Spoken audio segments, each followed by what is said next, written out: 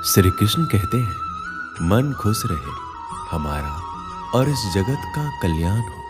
हम सभी चाहते हैं, पर जैसी हमारी कामना है वह कभी पूरी होती नहीं। मन में तरह तरह के गंदे विचार मनुष्य के दिमाग में घूमते हैं। ऐसे में प्रश्न आता है कि मन में अच्छे विचार कैसे लाए। विचार उठते हैं मन से, इसलिए मन क्या है यह हमें पता होना चाहिए। इसके बाद ही हम गंदे और अच्छे विचारों के खेल को समझ सकते हैं। देखिए, मनुष्य का जीवन विचारों से ही तो है। किसी के मन में विचार आता है खुद को और इस दुनिया को बेहतर बनाने का, तो किसी को आत्महत्या का विचार आता है।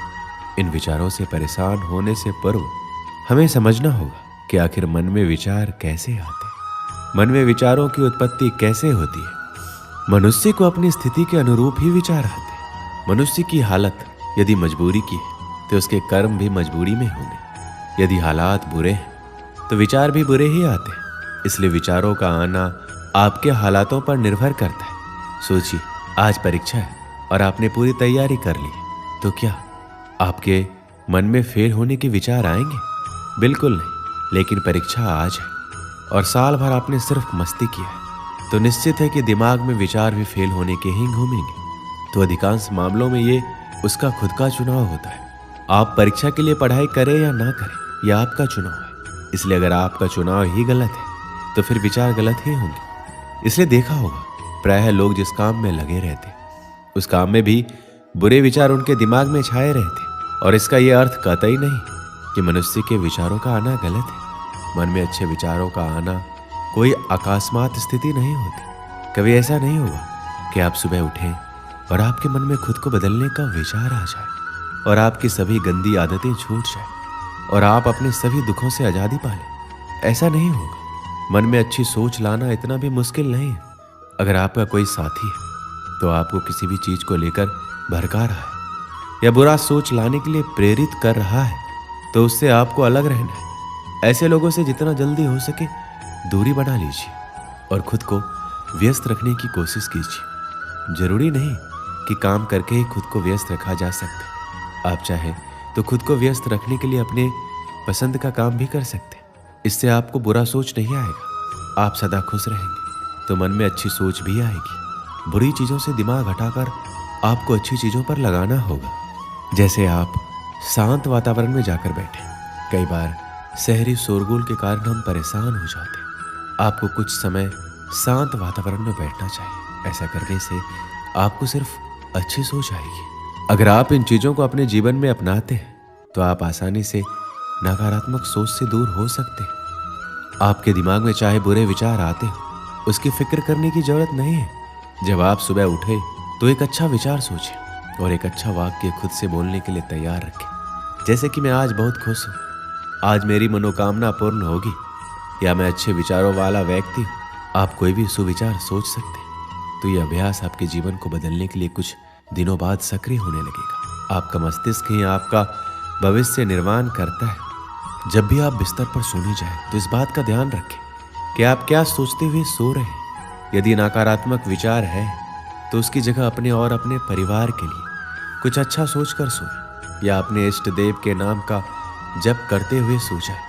आपका अंतिम विचार ही पूरी रात आपके दिमाग में चलता रहता है, जिसका आपको पता नहीं चलता है। ये विचार ही आपके जीवन को सबसे ज्यादा प्रभावित करता है। इस विचार का सबसे अच्छा होना जरूरी है। अतः सोते समय अच्छे विचारों को दोहराते हुए सोना चाहिए। मन में किसी प्रकार का भय और शंका लेकर नहीं सोना चाहिए। इसलिए जब भी आप सोएं तो एक अच्छे विचार के साथ सोएं। दोस्तों, इसे मैं एक कहानी के माध्यम से समझाता हूँ। एक बार एक आदमी ने अपनी सारी जमा पूंजी से एक सुंदर घर बनवाया। गृह प्रवेश के एक दिन पहले उसके घर में आग लग गई और पूरा घर धू धू कर जलने लगा। सब लोग आग बुझाने में लगे थे, लेकिन वह आदमी बाजार गया और मिठाई का डब्बा ले आया। जैसे ही वह मिठाई सब लोगों में बांटने लगा तो लोगों ने सोचा शायद घर जलने के कारण इसको गहरा सदमा लगा है, इसलिए इसे समझ नहीं आ रहा है कि इस समय इसे कैसे रिएक्ट करना है। फिर किसी ने पूछ लिया, भाई तेरा घर जल गया है, तू लड्डू बांट रहा है?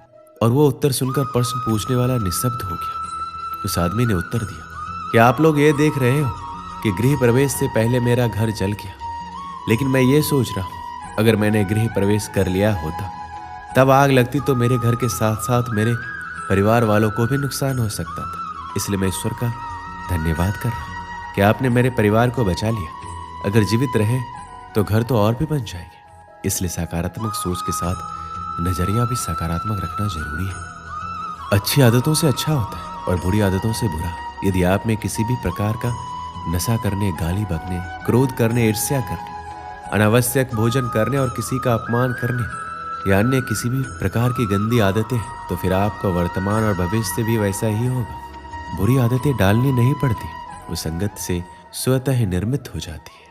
आप अपनी बुरी आदतों को छोड़ने की चिंता करने के बजाय अच्छी आदतें डालना शुरू करें। जैसे सुबह जल्दी उठना, किसी असहाय की सहायता करना, माता पिता के प्रतिदिन पैर छूना, अच्छे प्रवचन सुनना, लोगों से विनम्रता से बात करना। खुद की और अपने मित्रों की गलतियां स्वीकार कीजिए। खुद का मतलब ये है, यदि आपसे घर, कॉलेज, ऑफिस या अन्य कहीं पर गलती हुई है तो इसे स्वीकार करने में कोई हर्ज नहीं है। गलतियों पर पर्दा डालने का प्रयास करेंगे तो आप लोगों की नजर में गिरते जाएंगे। काम करने वाले इंसान से गलतियां होती है, ये कोई बड़ा अपराध नहीं है, लेकिन इसे स्वीकार नहीं करना अपराध होता है। यदि आपके किसी मित्र, सहयोगी, परिवार के सदस्य या रिश्तेदार से कोई गलती होती है तो उसे भी स्वीकार करके उसको माफ करना जरूरी है। देखिए,